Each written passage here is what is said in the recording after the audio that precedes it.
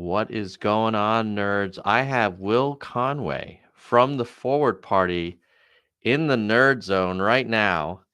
And I had reached out to Andrew for a while saying, hey, man, like, we need to talk about the Forward Party. And he said, Will Conway is your man, and he will show you the way. So, hello, nerds, and welcome, Will. Hello, nerds. I love that. It's the greatest opening in podcast history. Yes, indeed. It's a badge of honor for us. So tell me a little bit about yourself before we get into the Forward Party. Yeah, for sure. I've been in and around this bizarre and crazy world of political organizing for a little more than a decade now. I don't love that I can cross that decade mark off the bucket list, but it's where we are. I actually came up in Connecticut Republican politics, of all places, but then found myself on a campaign in Illinois in 2012. It's like well pre-Trump, but it's the sort of Tea Party's in full swing that moment. I've come from Connecticut Republican politics. It's like four guys in the corner complaining about taxes, So found myself on the Illinois-Iowa border for this campaign in the Midwest and realized two things about myself. One, I love political organizing and I'm pretty good at it. But then the flip side of that is I realized I'm not really a Republican. It was late night in a barn for a fundraiser, and candidates going around shaking hands, doing the thing. And there's a guy on stage, this little elevated platform in the barn, singing about how Barack Obama is a socialist Muslim. Like, holy crap, what did I get myself into here? Yeah. So it was 2012. I retreated back to Connecticut Republican politics for a year and change, and then I ended up at a software company called Nation Builder for about 5-6 years. Sort of the underlying platform behind a lot of campaigns, movements, nonprofits, things in that world. And I was running our politics and advocacy work, and there was this guy named Andrew who signed up for a presidential account. And at the time, Nation Builder, obviously, like, some folks are paying us a bunch of money, but software starts at $30 a month. So we'd have somebody saying they're run for president, then you get on the phone with them and it was like some dude in his mom's basement in Toledo or whatever. I kind of thought it was another one of those. Yeah. Hopped on the phone with Matt Shinners, his then campaign manager, who ended up being in senior leadership on that campaign. Just found these folks to be absolutely unbelievable, honest, forthright, just the right kinds of people in politics, which been in politics for a long time. You don't get that very often. So that was really cool. Anyway, fast forward a whole long period of time. I got a call from Matt a little before Christmas, and he was like, "Hey man, we're launching a new political party." I was like, "You're insane. Can I join?" so that's the fastest version of that story. But that is great. Yeah, that is great. What does Nation Builder do for like, what are some of the features that people like sign up for?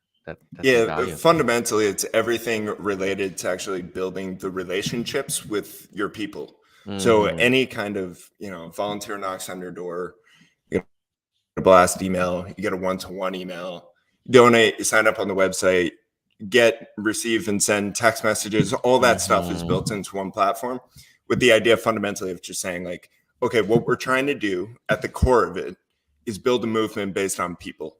Yeah. So what we're doing here is actually building one-to-one relationships with a ton of people. So that's the core of Nation Builder. We can go into. Yeah, that's interesting. It's almost like a Salesforce for political candidates or something like that, right? Probably the easiest way to think about it, with a bent focused less on marketing and sales and much more on an actual community organizing, the blood, sweat, and tears that goes into the work we all know is insanely difficult. So love it.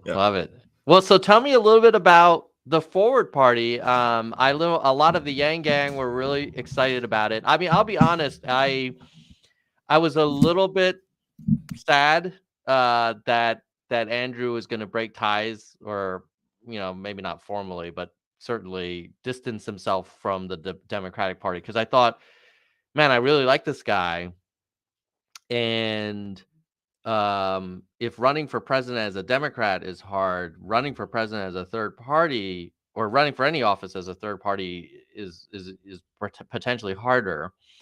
And but I admire the desire for more competition, and obviously with my nonprofit of the people, like, it's all about open competition, more candidates. But how do you think about the Forward Party's mission, given that there haven't been a lot of third parties that have gotten kind of national impact? And you look at like Green and Libertarian; they've been at it for so long. What's Why do you think the Forward Party will be different, or does it need to be? Maybe it's enough to just nudge the other incumbents in a direction. No, it's a great question. It's a great question. There are a bunch of answers to that. I think if Andrew was here right now, he would say, and he knows, that something like a Yang 2024 type of run is actually less important to the future of our democracy than solving some core challenges that are forcing us into this bizarre two-party hyper-polarized system that we live in right now. I certainly feel that way. I know our entire staff and our 8,000 volunteers at this point feel the same way. Yeah, it is absolutely outrageous that the Greens and Libertarians have been hanging out in 1% to 2% land, 5% at best in whatever given election for decades. They've never seriously been relevant. Look, we haven't built a new political party in this country since the Whigs and the Federalists. It's been a long, long time. And the way I like to think about it is, we've got these two parties who sort of represent certain ideological wings of the country, but it's this sort of tokenized, milquetoast, bizarre version of what the actual people on the ground feel. We have 330 million people in this country. There are 330 million perspectives. 330 million perspectives. We can't get 6 political parties of serious relevance. That's insane to me. And by the way, we're the only major democracy where that's not the case. Every other major democracy not only has major national parties, it has regionally relevant parties. I spent a lot of time in Quebec. There are political parties that are specifically oriented around Quebec. You could say the same thing in the UK with the SNP. And there are political parties of relevance that represent much more diverse perspectives. So from my perspective, the framework here, the failure here, is one of incentives. We're living in a structure right now in which roughly 350, it's actually probably conservatives, probably closer to 400 seats in Congress are occupied by people whose only job is to appease the extreme base of their own political party, the far right, the far left, because they sit in that chair and the only thing standing in the way of their reelection in their gerrymandered bunk little district that they live in is the primary voters. So they only have to appease those 5, 10, 15% of their voters in order to win re-election. That's not the only factor, but that's a huge one contributing to a hyper-partisan world. So let's bring it back to Greens and Libertarians. This isn't just about the Forward Party. I want to see a successful Green Party. I want to see a successful Libertarian Party polling at 15, 20% in a 5, 6 party system, 9, 10 party system. It's a much more interesting world when we have other organizations who are advocating for serious policy positions that are actually taken seriously and relevant outside the Democrats and Republicans. So that's my framework. Yeah, I'm curious. Do you what's the path to get there? Certainly, there have been other folks who've been trying. Like, what will the Forward Party do that helps break this duopoly in a way that others haven't been able to do that? A couple of answers to that question. The big thing, I will say it again and again and again, is incentives. our politicians are currently poorly incentivized to do what they actually want to be doing, which is making change. Most people who run for office are actually good people, and then they get completely warped by this structure of incentives. So what we have to do is make a conversation around incentives actually like a cool, interesting, modern conversation to be having. We are not doing that on the national level right now, and that's one of the main focuses. And how will we change those incentives? Because I agree with you right now. If you want to represent, let's say, your congressional district, like you pretty much, I mean, you may not even get to pick your party. There's like one party that's going to run your Right. district, and so it's all about like, how do you get the party nomination, and the people that are the most active are kind of the on the outer edges of that party, and you've gotta, if you don't meet their criteria, then you don't kiss the ring. Like, you're not gonna have a shot. So how does that change in a future world where the incentives are different? Like, how do you make those incentives different? Yeah, we could talk policy all day. It's not my specialty, but I can talk through a couple of Mm-hmm. things. One is ranked choice voting. Now there's open primaries.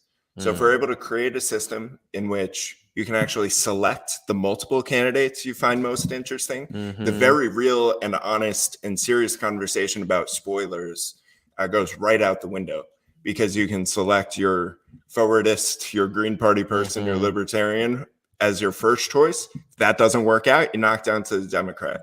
So if we put ourselves in a position where that's a real and serious conversation, then we can actually reframe the discussion. We by the way, there's been this conversation about ranked choice voting being too difficult to understand. Mm-hmm. We rank choice vote everything else we do in this world. I'm going out for ice cream. You want me to pick something up? Yeah, what flavor do you want? Cookie dough. Okay, what if they don't have cookie dough? Moose tracks. Mm-hmm. That is ranked choice voting. That's the entire premise. Super easy. So that's a core one. Then we have other, I would say, bolder, longer term proposals, things like democracy dollars, which Mm-hmm. gives every citizen access to $100 that they can spend on a political campaign. This evens the playing field. It makes it a much more interesting conversation. Say you've been endorsed by the National Rifle Association, they've been giving you money forever. Now, all of a sudden, there's a coalition of people in your district. Each of them have $100 to spend. Maybe they don't like what you have to say about gun Mm-hmm. legislation. If those people become more serious and can be a serious voting bloc in this country, then all of a sudden we're evening the playing field between these massive, radicalized industrial lobbying organizations in favor of just ordinary folks. I love these ideas. That definitely, as a kind of earlier Yang Gang kind of member, they're familiar ideas, and I think they're amazing ones. And part of the reason why a lot of us were excited about Andrew's run. I'm curious why you need to start a third party to advocate for open primaries, ranked choice voting, and democracy dollars. Like, could you not have started out as a nonprofit that's just a policy advocacy group? Uh, because I know, talking to a lot of folks who are, kind of in politics, they say, well, you start a third party, you're coming after us. And you could argue there might be people within the Democratic Party and the Republican Party who would have been open to democracy dollars and ranked choice voting and maybe even open primaries. But now, when we frame it as, oh no, this is a competing party, they may have a more of a defensive crouch.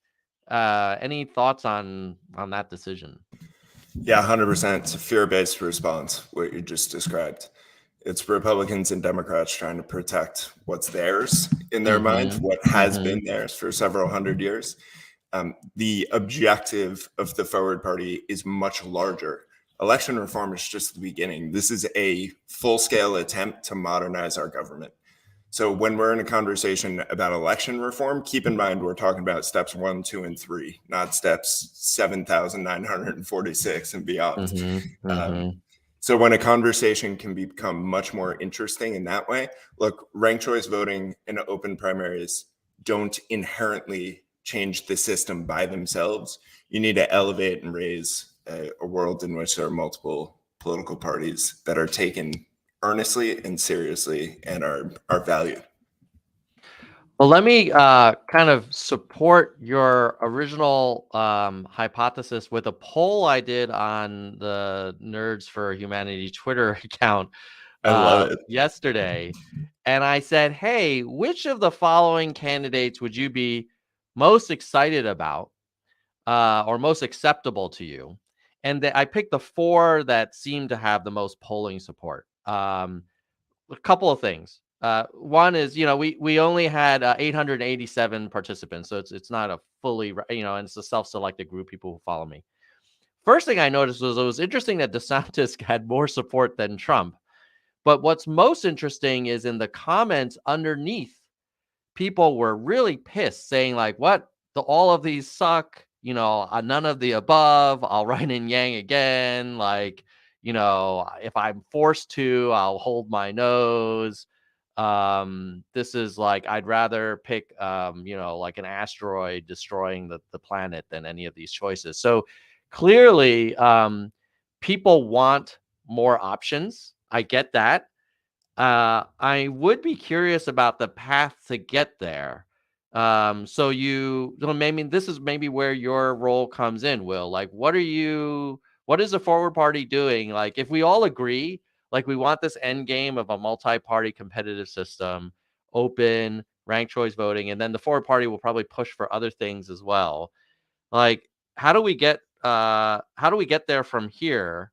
Because it's not clear to me like what activities the Forward Party is doing at the moment. Yeah, 100%. So let's talk through this. Let's put you in my chair, Tom. There are 330 million people in this country. Most of them feel the way those people in that poll you just showed me feel. They have 2, 3, according to your poll, horrendous choices. They're not excited about any of them. That's a problem. We want to build a movement of 330 million people, or as close to that number as is reasonably possible. What do you do? What's your first step? The first step to reaching 330 million people, I would imagine, would be getting your message out and letting them know that there's another way. Yeah, but how do you do it? I would probably start with what I know, which is creating content and using social media, but maybe you guys have better ideas. Yeah, well, I'll tell you how the Republicans and Democrats did it at the beginning. And to their credit, it was technologically, both social and actual physical technology, technologically the only way to do it at the time. Human beings are fundamentally biologically limited in the number of relationships they can build. Number is 150. It's called Dunbar's number. It's a wonderful 3-hour Wikipedia rabbit hole I recommend to anybody. 150 is the number of people you'd invite to your wedding before your mom gets a hold of the list and starts inviting every great aunt who's ever lived. This is the number of people you'd be, if you bumped into at a bar, you'd be excited for a 10, 15, 20-minute conversation. If you're Christian, is the number of people on the average Christmas card list. 150 is this ballpark what every person gets. 330 million people, we currently got 10 people on staff. So we can get to 1,500 of them.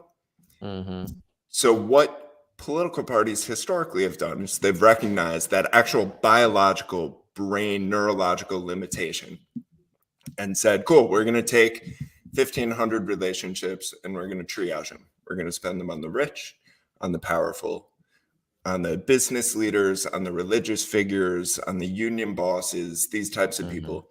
We're going to develop those relationships, and then we're going to kind of fake the rest. We're going to spend all the money that we get from the business leaders and put it on the radio, ads on TV in the modern era, on Facebook and Twitter ads.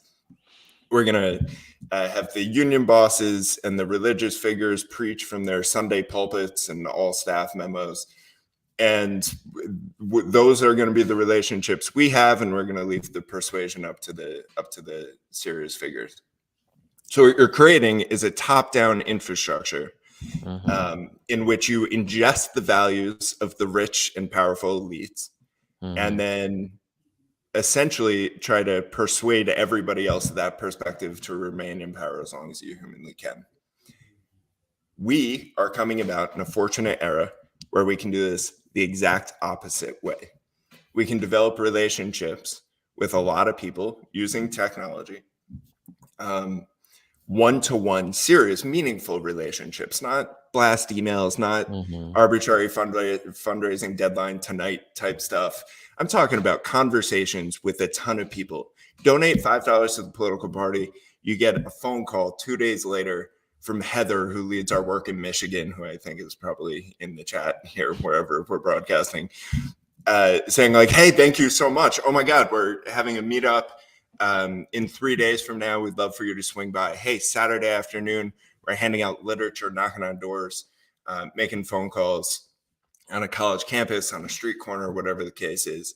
So what you can do is you can generate a serious organizational bottom-up infrastructure of people who really care about the work we're doing, of people who really care about the structure of change in the country.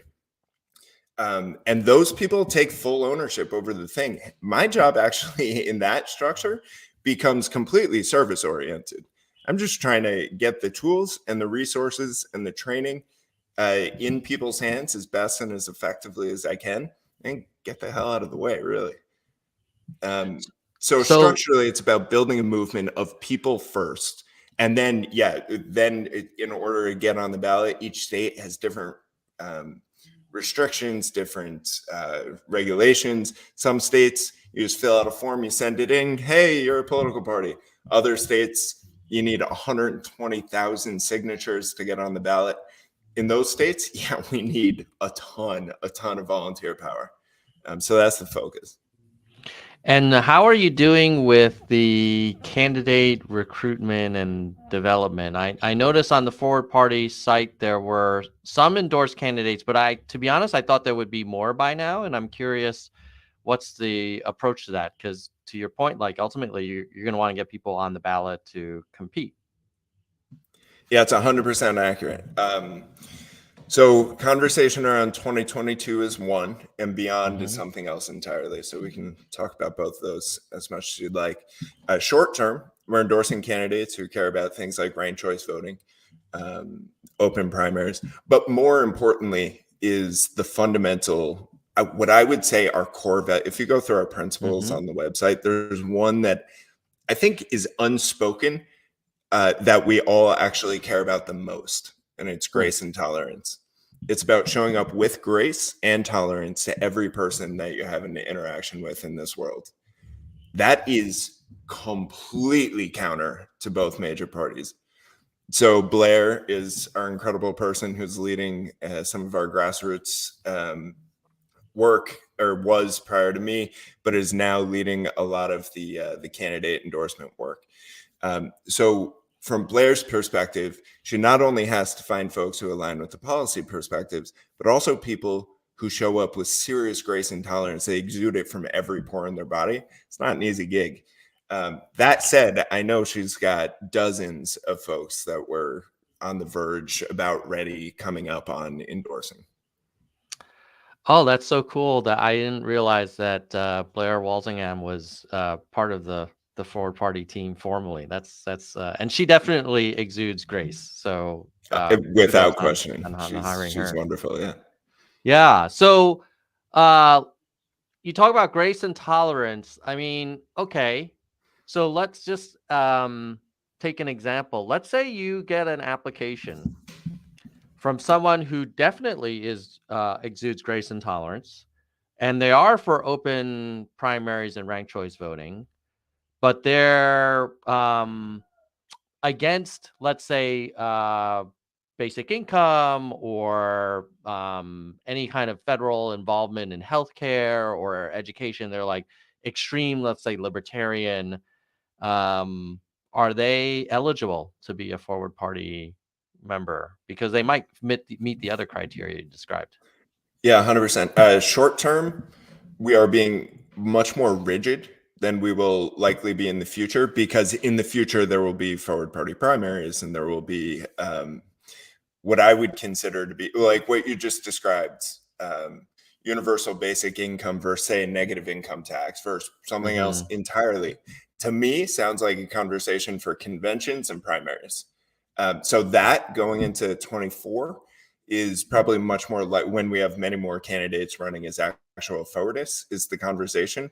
Short term, what we're trying to do is identify a broad swath of people all around the political spectrum who align quite closely with forward party values. Another question, and we're going to get to some audience questions in a second, but another question I had was, let's say you endorse someone. The reality, I think, is that to make it into a serious congressional bid, like it's going to take a ton of money. Uh, do you agree with that? And if so, like, how do you end up with a result where there's these candidates that really have a shot if they're trying to run against an incumbent in a gerrymandered district that's got like several $100,000 in the bank already and is a known quantity, and then you've got like Joe Smith forward party candidate who's got $50 in the bank and is super grace and tolerant and progressive around democratic reform and all this good stuff, but just like I remember seeing this happen in a in a way with the Yang Gang, where there were a lot of Yang Gang candidates that said, I'm so inspired by Andrew, I'm going to go for it too. Most of them didn't make it, didn't even come close. What's your take on making it more kind of um, feasible for these folks to really have a shot? Yeah, from my perspective, it's the perfect and most important question. So, first of all, you just spoke to why this needs to be a political party. Let's talk about that. But second of all, there's something that I have been casually referring to as the attention advantage. Mm-hmm. 350 seats that have not seriously been contested in Congress for decades. Somebody won a primary, then they held on to the seat until they retired or died, and then the next Mm-hmm. Democrat or Republican took over, won the primary, took it over, and they've been sitting on that seat for 10, 15, 20, 30 years. These are atrophied, unserious candidates who have not had to run serious campaigns in decades. We talk about that at the congressional level. We can also have that conversation at the state house and state senate level. There are thousands of districts with people who've just been getting fat and happy sitting on a chair for 10, 15, 20, 30, 40 years in some cases. They haven't faced a serious challenge. 3 cycles ago, a Democrat faced the Republican. Democrat got 26% of the vote or whatever. They haven't been serious. What we can do is identify districts that meet that criteria with atrophied campaign systems, unserious war chests, and not particularly serious campaign apparatuses in place. We will not be able to match the money of the Republicans or the Democrats for a long time nationally. But what we can do is match them 1-to-1 in highly strategic races. So in those conversations, let's say, Tom, you've been the sitting state senator Mm-hmm. in Nebraska 46. I don't know. I don't even know if there's a 46 in Nebraska, but just making Mm-hmm. it up. You've been sitting in that chair forever. You faced a Democrat 3 cycles ago. You're a Republican. You faced a Democrat 3 cycles ago. Wasn't particularly serious. You haven't really had to get out of your chair to run a Mm-hmm. campaign since your first campaign 20 years ago. On a Monday morning, you hear Will's running against you. This is forwardist, young, sparky, whatever kind of dude. And you're like, whatever, best of luck to you, man. I'm not too worried about it. That's Monday. Tuesday afternoon, 500 volunteers show up in your district. Main Street is just littered with forward party literature. There are ads. There are ads on social media. There's ads on TV. There, all of a sudden, your district is inundated with a hyper serious campaign, because whereas in the state of Nebraska, the Republicans are caring about all these races and they have never particularly focused on yours because it's not an issue, because Democrats aren't serious. We are taking this seriously. And so in that conversation, we will probably still lose quite a few of those, but we can make it serious fast. And state level politics, nobody's putting a poll in the field until late September. They get the results back October 10th and whoops, we're down 10 points. By then it's too late. So those types of things we can do. And how many people does it, seriously, how many people does it take to actually go into the House and have a serious conversation about election reform? One. Yeah. 2, 3, 4, maybe. But if you can become a small coalition, a pocket of 4 people, there can be a serious conversation in which your vote swings the 1, 2, 3, 4, 5 serious Frank Underwood whip votes level, vote counting conversations that take place in the Nebraska, whatever example I use, the Nebraska legislature. And that vote, you say, yeah, we'll vote for your thing if you support ranked choice voting and open primaries as an amendment to whatever random bill we want to tack it onto. And in that conversation, next cycle, not only competitive forwardists in almost every district, competitive Greens, Libertarians, Democrats, Republicans, the whole nine. Super interesting. And so Will, have you already identified those state? It sounds like you'll start with the focusing on the state races, the state Senate. Is that fair, or are you looking at some of the federal offices as well in terms of Congress? No, it's both. It's both. Okay. There's also the 22 and 24 conversation. They are distinct. What gets me out of bed is actually not like Yang 24. I actually don't think that's what gets Andrew out of bed either. The thing that excites me is making those 350 congressional seats, those several thousand state House and Senate seats, seriously competitive. Yeah, very cool. And that's going to be for the 22 cycle. You will start seeing this, because I haven't seen like a big movement around like, hey, these are the handful that the forward party is really going to kind of lean into and push a lot of chips into. When will we know? I would say it's actually closer. It's more a 24 conversation. Okay, got it. We have quite a bit in the works for 22, but achieving party status, creating serious infrastructure on the ground in a lot of these places is seriously important prior to doing that in the fully fleshed way I just described. Yeah, love it. We have a question from one of the old Yang Gang supporters, Trumper for Yang, or now T for Y podcast. So he says, do you think the forward party would benefit from Andrew being more vocal with specifics as to the actions and intentions of forward party? People are ready to be mobilized. Specific direction is needed. Yeah, I agree with that at some level. One thing I can say is there's a lot going on behind the scenes that's about to make this thing much, much larger. I can't quite go into details, but get ready. This thing's about to explode. Yeah. We'll see what happens. It's a great question. And if you want to be mobilized, talk to me. I will mobilize the crap out of you right now. How do people get mobilized? Like, do they fill out a form on the forward party website? Like, what happens after that? Like, what can they do?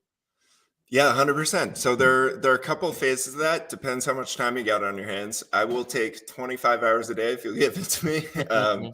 We've got folks who are everything from leading states and actually building much of this infrastructure on the ground. In those cases, those people are giving us 10, 15, 20, 30 hours a week. In some cases, treating it like, in some cases, like a full-time job. And they are identifying, engaging, empowering, and developing serious relationships with as many people as they can in their state And then they're identifying local community organizers to build that same infrastructure on a hyper-local level. So there's that conversation. There's also a conversation just about becoming an activist in the first place. So you go to forwardparty.com/volunteer. I actually don't know if it's /volunteer. Join the movement, click that button. You'll sign up. And then very quickly, you'll see a whole bunch of things you can do. You can recruit friends. You can see all kinds of upcoming events near you. You can join local communities and reach out to whoever your state lead is in that place. And then start building and identifying relationships that way. And then we are about to launch. When I say about to launch, I'm waiting for t-shirts to arrive. We're about to launch street teams in 8 states plus Washington, D.C. Those people are going to be literally on the street, handing out literature, setting up tables, college campuses, the whole nine. So that's about to go live. I expect that to go live national early summer. That's super exciting. Yeah. And for folks who are interested in learning more, you can go to forwardparty.com. There's this join the movement tab that Will referenced, and that's one way to get started. I get Will, a can you? notification on my phone every time I sign up. It's a little dopamine rush. So for my Ah, benefit, please do it. let's blow up Will's phone if we can. Where does the money for the Forward Party come from? Ordinary folks. We've got, I think Kate sent out an email like last week. Our average donation's like $36. And it's scaling up pretty quick. We are a hybrid pack, so we can take larger money. We tend to try to avoid that. But building out the infrastructure immediately, it takes a lot of work and a lot of money. But the focus really is on the grassroots side. So on that front, we are about to launch state grassroots fundraising efforts, which should scale that up hopefully substantially. And do you all publish where the larger donations come from in terms of the pack? I'd Or have to talk to Kate. I don't honestly know the answer to that. Okay, cool. Next question from Jeremy. Do you see the RNC opting out of the Presidential Debate Commission as a positive move? Or how do you feel about that decision that they're kind of not going to participate anymore? Maybe there's some strategic advantage from a forward party perspective. We can have that conversation all day. I haven't really thought about it. From a democracy standpoint, it's one of the worst things I can possibly imagine. We need the conversation to be happening seriously. The conversation is not happening in modern politics. That is terrifying. Now, it doesn't need to be CNN. These 2-minute canned responses where Andrew's mic gets cut when he speaks for more than 5 seconds. No, but there's got to be a serious and awesome conversation happening. It is not happening in modern politics. But the reason the RNC realizes that they can do this is because their job is not persuasion, it's mobilization. They just care about getting a bunch of rabid Republicans out. And let's be honest, Democrats, same thing. Mobilize and move your base. It's no longer about persuasion. Nobody is getting convinced anymore. Next question from T for Y. Once you are in a position to financially support candidates, it sounded like 24 season is when that will happen in earnest. Yeah, How will more to follow. Yeah. Okay. How will you decide which candidates to back and how to allocate the funds? Is it polling? Is it the candidate themselves? Is it, a portfolio approach where you kind of spread a bunch of bets? Like, how are you guys thinking about that? Yeah, it's a great question. I would say all of the above at some level, but from my perspective, personally, and this is not forward party endorsed strategy, but this is my framework. We talked a moment ago, 350 seats, probably closer to 400, a couple thousand state house and senate races. Within those, we can identify. So that's your first narrow down bucket. Historically non-competitive races we all agree right now are not competitive. That's one target group. Then You actually look a little deeper into those districts, realize who's sitting on the chair. If it's the whip, the majority or minority leader, probably stay away from it. Let's have a conversation about the guy who has just been sitting in that chair, annoying the crap out of leadership. Maybe they're in leadership for the small extreme wing movement within that party, and they're just annoying their own leadership. They're not going to get any money. Or they're just kind of a jerk. That happens. State house member, I was in state house in Connecticut. A lot of these are just interpersonal conflicts. So we identify the people on the outskirts of their party. So that's option. That's number two. And then third is you take a serious look at the sentiment of their district and how closely aligned with it they are, because they are not generally closely aligned with the sentiment of their district. They're closely aligned with the sentiment of their primary voters. And so you could have conversations about folks, Republicans who, very conservative, fiscally conservative Republicans in districts full of blue collar voters. You can have conversations about Democrats who are like CRT folks in like very Catholic Hispanic districts. There are just all these places all over the country where the will of the voters is actually not represented by the person sitting on the chair. So those three factors is what I would look to first. Awesome. A question from Anthony. Where is the Forward Party located? Does it have a You mean physical physically? location? Yeah. No, we're a PO box in New Jersey. We have 10 people. We have 10 people Personal. scattered all Yeah. throughout the country. I personally am in New York. Matt, our executive director, is down in Jersey. Kate is in Kentucky, I believe.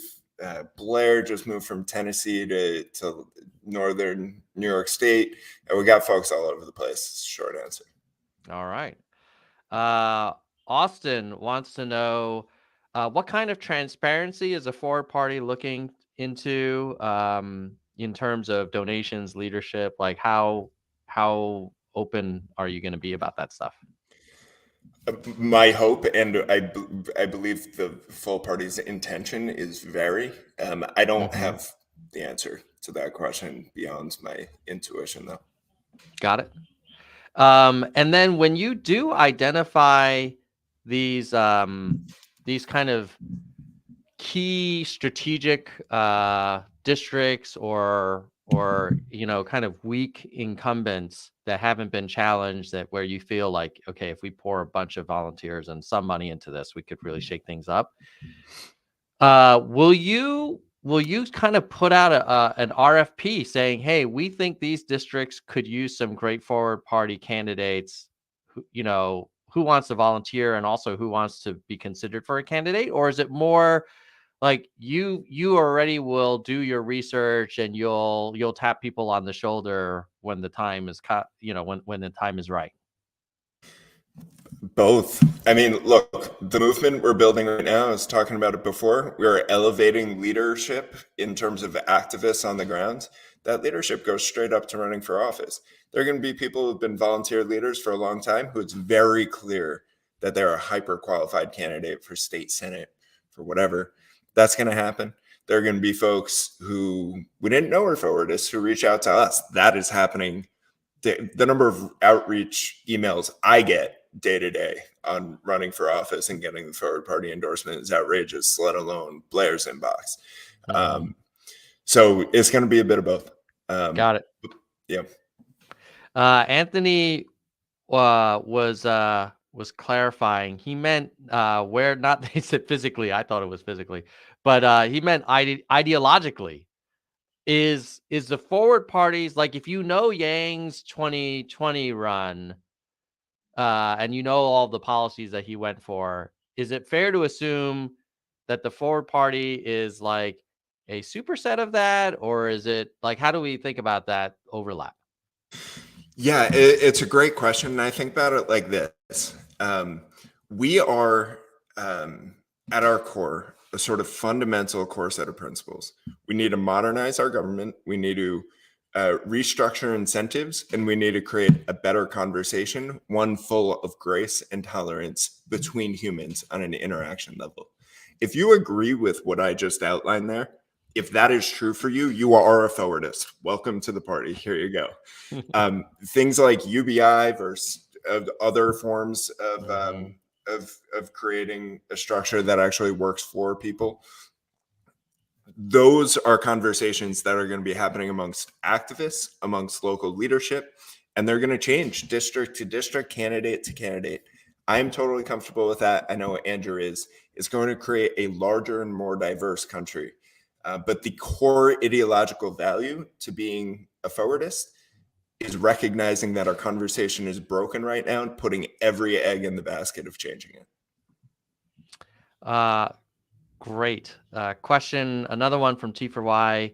What's your take on willingness to take big donations? Like let's say Elon Musk or someone was like, or Dorsey or one of those, kind of mega billionaires says, I'm going to give you $100 million.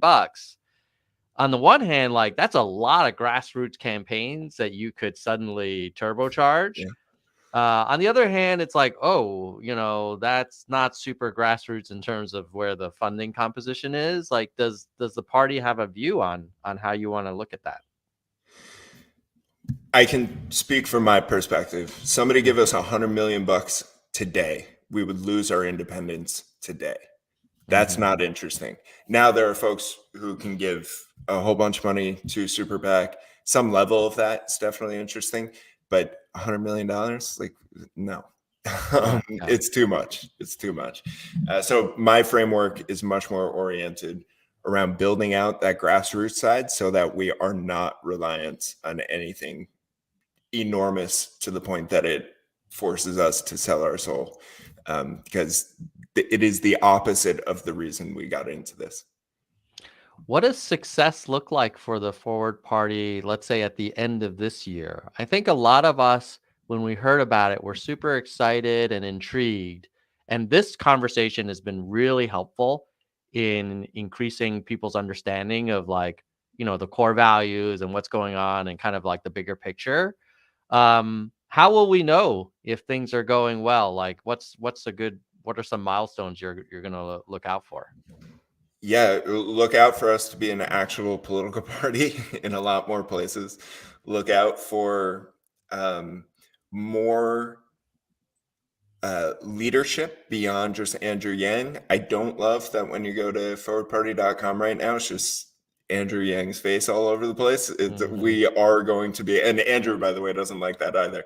We're about to be a larger movement of more diverse perspectives, both at the sort of talking head, serious thought leader level, and also at the hyper local, on the ground organizer level. It's about to be much larger and much more diverse. So look out for us to be an actual political party in quite a few places, not all of them, but if we get to a quarter of the states by the end of the year, we're in a good shape.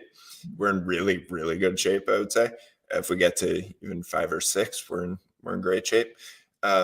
Also look out for, I would say, some serious endorsements coming down the pike. And from my perspective, growing a massive grassroots movement that you see on the grounds with some regularity. Look, I want 2 people on every street corner from Seattle to Miami. I would like that yesterday. If we can move somewhere close to that direction, we're going to be in good shape. Well, I will be looking out for Forward Party volunteers on my street corners, and as soon as I see them, I'll give them a high five, or maybe I'll join them at some point. I love it. I love it. Will, we're a little bit close to end of time, so I just wanted to make sure I gave you an opportunity. Is there anything that I didn't ask you about that you wanted to talk about, or anything you wanted to call out for the audience that's watching this live or on replay? No, I do want to reiterate that the idea of this movement is fundamentally bottom up, not top down. I occasionally on Twitter get folks saying, like, where do you stand on this? My personal perspective doesn't matter all that much. This is a movement of grassroots folks. If you want us to have a stance on an issue, get involved. Have that conversation internally. begin to take on a leadership role, because trust me when I tell you, there isn't a state, city, or zip code in the country where we don't need serious leaders on the ground. So if you want to get involved, I'm Will at forwardparty.com, and you can hop on the link that Tom just shared. But this is a movement built from ordinary citizens. We need to make this thing huge. Our democracy is a cluster at the moment, and this is the only game in town really for changing that. So that's why I'm here. That's why I hope others will be too. Well, I love what you're doing, Will, and keep up the great work. And hopefully, we'll have you back in the Nerd Zone in the future to give us some updates and maybe share some of those developments that you alluded to that sounded very intriguing. But we'll stay tuned with bated breath. I would love to be back, and I'd love to talk about them as soon as humanly possible. That'd be amazing. All right. Well, with that, we'll say goodbye, nerds. Goodbye, nerds. Thank you, Tom. Thanks, Will. See you later, buddy. Bye. Bye. All right. Well, that was Will Conway from the Forward Party. I'm curious what you all think. I thought that was like way more detail and color about what they're up to than I've heard in the past. It could be that Andrew has been talking about this in other places that I just haven't had time to hear it. So that was super encouraging. And so if you want to learn more about them, go to forwardparty.com. It sounds like they've got stuff cooking up, so that'll be interesting. And it also sounds like they're still in this embryonic stage where, you could have some influence over, some of their direction. So it's an opportunity, kind of like a startup, to get in early. I want to thank some of the people that make Nerds for Humanity possible. I also want to highlight some candidates that are on of the people.us, including some that are endorsed by the Forward Party. And then we'll wrap up. But let's give a quick thanks to the people who make the Nerd Zone possible. So let me go and pull up our members, and we're going to start with our highest level member, and that is the senior vice president level. And who is that? That is Soldier One. So Soldier One, thank you for supporting the channel. And if you're watching this and you find like the Nerds channel is useful and you want to pitch in and keep this content going, just click the join link on YouTube, and you can start it as little as like $1.99 a month. And it goes towards just the cost of streaming and podcast hosting. Although I should say that as of now, our streaming is sponsored by StreamYard.com. So I no longer have to pay for streaming, which is great. And they said, yeah, you don't even have to mention us. But I do want to mention, because it's helpful and we appreciate that. So thank you, StreamYard. So Soldier One is our highest level member. If anybody knows anyone at Libsyn, that's where we pay for our podcast hosting fees. Maybe we can get them to be a sponsor as well. In the meantime, the membership money goes towards that, and Adobe and some other places for running the channel. VPs are Kristen Slevin, Bike, Stephen Jones, Hardcore, are Gene, David, DK, Jekalego, Kirsch, Mr. History, Byron, Mona, Susan, Vaughn, Yang, Tony, Robert, Dean, Statner, Galessa, J. Perrin, AH, J. Bryan, Vivian, Dana, Jason, Parth, and Daniel. Daniel's actually the guy that helped us get that StreamYard sponsorship. So thank you, Daniel. And then verified, the entry level, but still super important, in order of longest time as members: Lisa, Albert, Brandon, Peter, Arez, your mom and Sophia, Mike, Jadwiga, Doris, Emerald, Ben, Rasta, James, Emma, Hui, Ira, Shoni, Jameson, Dr. William, Karen, Monica, Arden, Semery, Mai, David, Brittany, Alexandra, Juana, Warren, Lucky, and Kevin. And overall, the youngest nerds, overall, the newest members, sort by time as member, are Daniel Battelle, Stephen Jones, Kevin LaRoe, and our oldest OG nerds, Lisa, Jean, Kristen, Albert, and Brandon. So thank you all for supporting this channel. Now let's give some shout outs to political candidates that you may not have heard of that agree with your policy views and might even be geographically close to you. Some of them are even forward party candidates, and they are all available for you to learn more about and approval vote so you can help highlight the ones that are the most interesting at ofthepeople.us. So we'll go to ofthepeople.us and we'll see who's trending right now based on approval voting. Um, let's see. And maybe in the future, we'll introduce ranked choice voting on OTP. But right now, you've got Larry Sharp, who actually is a forward party candidate, Christy Seelock, Josh Whale, Stephen Houlihan, and Dan Whitfield as our top 5 in terms of most recent approval votes. In terms of all time, we've got Christy Seelock, Larry Sharp, Dan Whitfield, Shervin Azami, and Josh Whale. And then in terms of our newest candidates are just listed themselves on OTP. And by the way, if you know a candidate that's running, they can list themselves anytime. It's completely free. Colin Hardin, Rose Yee, Joaquin Vasquez, Brian Mannix.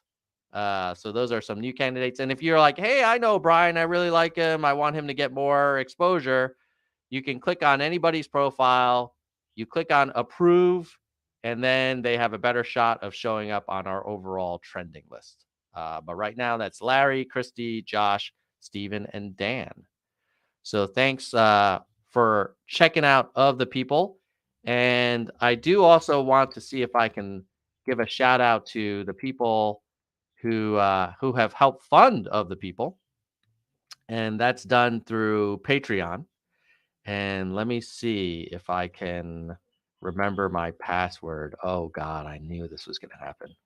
I may have to give a shout out to our Patreon supporters in a future live stream, unless I have a good memory. I don't know. Let's try this one, this password. No. How about this one?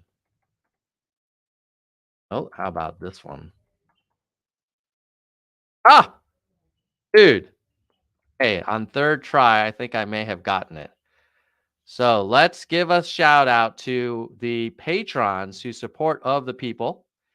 And that goes to like GitHub and AWS and all the technology costs. All the technology that's built is actually done by our volunteers, but there are operating costs to those. So let me just shout out in order of most contributions. We have Eric Sanchez, Tohir, Elizabeth, Tony, Rockout, Iggy, Aaron, Byram, John Perino, Rob, Timothy Jordan, Jessica Ganoan, Trickle Up, Gene Lim, Muhan Jang, Travis Klein, Austin Bagan, Mai Zamirez, Dylan Shell. But our top 3 are Eric Sanchez, Tohir Tulayev, and Elizabeth Owen. So thank you for making Of the People possible.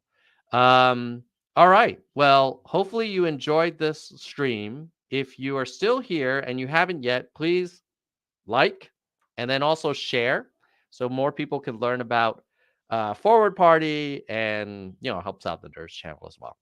All right, guys. Goodbye, nerds.